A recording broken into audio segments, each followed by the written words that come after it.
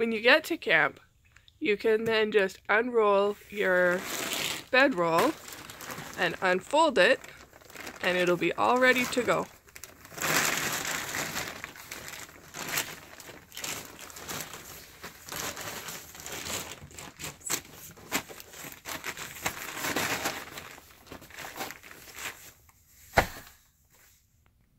So when you're making your bedroll, you want to stack it so that the tarp is on the bottom, then your sleep pad, and then your sleeping bag goes on top of that. You can lay it down. And then your camp blanket, because that'll be on top. And then Vanessa's decided to bring a pillow as well as a stuffy. So she's put all that in there. Some people also put their pajamas in their bedroll. Now, because it's hanging out the end, at this end, she just folds it up so that it's inside the tarp. Okay, go Vanessa, if you need a hand. So you fold it up, you want tarp all the way around it. Sometimes this part can be tricky. Start with the edges. Normally they'd have a friend to help.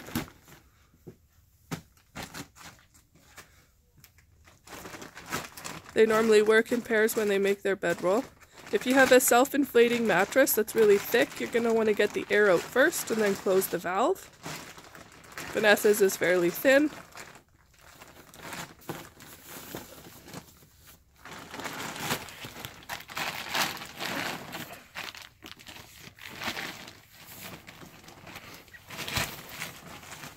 But you're just folding the tarp all the way around. You can see how big the tarp is.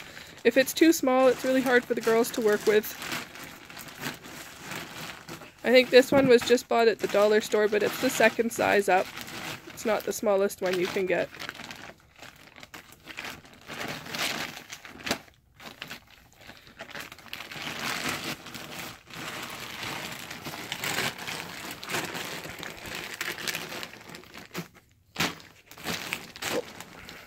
I'm just going to show you the string.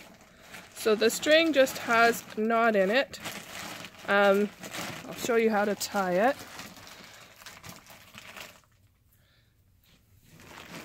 If I put my foot on here, can you hold the camera? Hold it. You're blocking it. There we go. So to tie the string, you're just gonna fold it in half. I'll try to show you that. About maybe like 6 inches. And then you're just going to tie a really simple knot.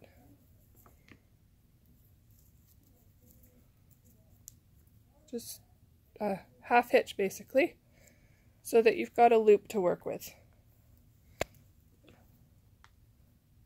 And that's just at the one end, not at both ends. Okay. You need your string. What if the only 2 knots? Other side. Oh. Sorry, I just whacked you with it. Wait, so you want to have the string at the end that you're rolling towards.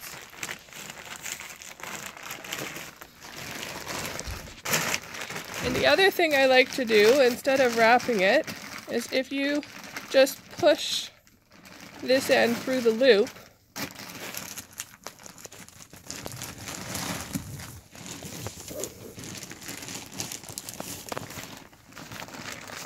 then you can start your first loop like that. And you'll see when Vanessa wraps it around how that works. Now Vanessa's just working at rolling it. You're going to want to make sure the bottom's wrapped tight so the water can't get in the bottom. This end kind of sucks. It's a bit tricky at the very end. Here you go. Your loop's all ready. Normally she'd have a buddy who can help hold things. But I don't.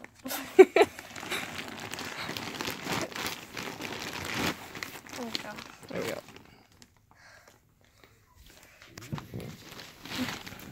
So she's going to loop one end over one side of the sleeping, or over the bedroll. That's that loop that I made. And you can pull the string all the way through. I just find that's a lot faster.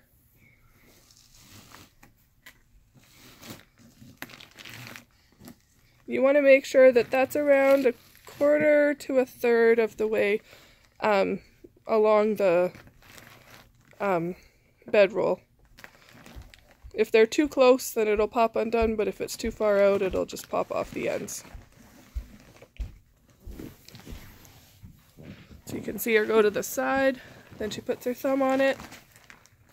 And again, there's just that one knot so far. She hasn't tied another knot because you don't need to. For this part, she's just going to wrap it through. Again, no knot. You can see that it's just wrapped through. You pull it tight.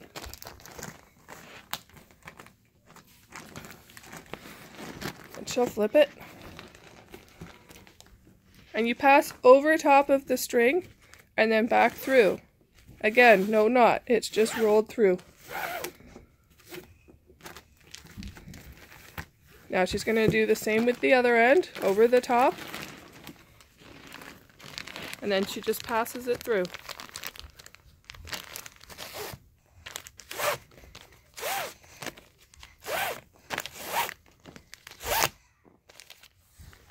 And then around to get to the top again. And then once again, no knot, you're just passing it through. And we pass it through just this one, because otherwise it'll kind of pop back. Oh, sometimes the string gets caught. There we go.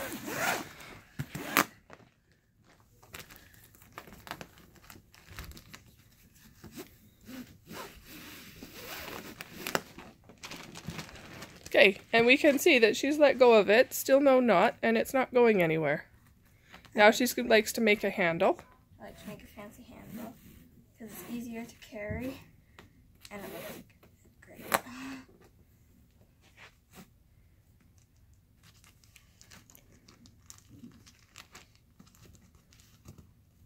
And the last thing I'll suggest is her name is on it. We wrote it on after she made the bedroll one time so that it was in the right spot. If you put it at the end of the tarp, it might not be sticking out for the bedroll.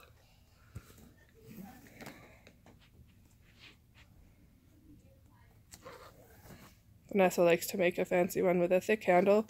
If you can go back and forth a few times, it's easier to carry because that string is really, really narrow and it cuts into your hands. When I do the fancy handle too, it gives me a better grip on and it's more comfortable to carry. And then all of your bedding is in there, and all you need to put in your duffel bag or a backpack is your clothing and things and toiletries and mess kit, so it makes a whole bunch of room in your backpack. Okay, we're back again. So we'll show you the last part of it, and this is the only time that you're going to tie a knot through the whole thing, and you never have to untie that first knot that I showed you that we use as a loop. I'm just going back and forth a few times so that there's not a big long string hanging out. Now I'm just gonna tie. So it's just a half hitch, that's all that's needed. And if you go diagonally like Vanessa did, so you go under 2 strings, that knot is not going to move. If you go under just 1 string, that knot may move. And I like going under a 2nd string and it again. 2 half hitches will hold it just fine at the end, and it'll be super easy to take out at the end. It's secure and it's easy to move. Okay, Vanessa, show us how you carry it. As you can see, it's there pretty tight, and she's ready to go to camp.